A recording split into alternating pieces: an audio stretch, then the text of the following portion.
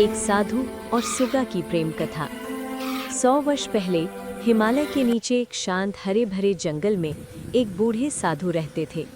उनका नाम था साधु हरिदास। वे अकेले एक छोटी सी कुटिया में ध्यान लगाते, औषधियाँ बनाते और ज़रूरतमंदों की मदद करते। साधु के चेहरे पर हमेशा शांति रहती, लेकिन उनके दिल में एक गहरी खाली जगह थी, क्योंकि उनका कोई अपनापन वाला साथी नहीं था। एक दिन बारिश के मौसम में साधु को कुटिया के बाहर एक घायल सुगा मिला। उसके पंख भीगे हुए थे और वो जमीन पर कांप रहा था। साधु उसे अपनी चादर में लपेटकर अंदर ले गए। कई दिनों तक औषधि और प्रेम से उसकी सेवा की। धीरे धीरे सुगा ठीक होने लगा। ठीक होते ही उसने साधु के कंधे पर बैठकर मधुर आवाज में बोलना शुरू कर दिया। धीरे धीरे उस सुगे को साधु ने नाम दिया चिकू। अब जंगल में साधु की तन्हाई गायब हो चुकी थी। चिकू हर सुबह उन्हें जगाता, ध्यान के समय शांत बैठता और शाम को उनके साथ भजन सुनता। दोनों के बीच एक ऐसा पवित्र प्रेम जन्मा जिसमें भाषा नहीं, सिर्फ दिल से दिल की बात थी। लेकिन एक दिन जंगल में शिकारी आ गए। वे रंग बिरंगे पक्षियों को पकड़कर बेचते थे।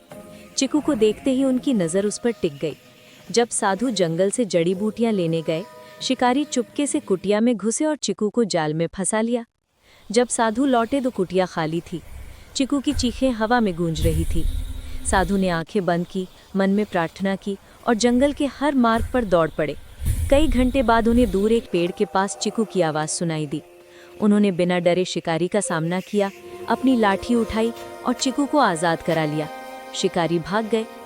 चिकू कंधे पर आकर साधु के गाल से लग गया। उसकी आंखों में आंसू थे। साधु बोले, चिकू, प्रेम का असली मतलब बंधन नहीं, सुरक्षा है। तुम मेरे साथी हो, मेरी जिम्मेदारी नहीं। अगली सुबह साधु ने चिकू को मुक्त आसमान की ओर उड़ने दिया। लेकिन आश्चर्य, चिकू आकाश में ऊंचा उड़कर फिर नीचे आया और साधु के कंधे पर बैठ गया। उस दिन साधु ने समझा, सच्चा प्रेम कभी मजबूरी से नहीं, बल्कि अपने मन से साथ निभाता है। और इस तरह साधु हरिदास और उनका प्यारा सुगा चिकू एक दूसरे की संगति में शांति और प्रेम से जीवन बिताने लगे।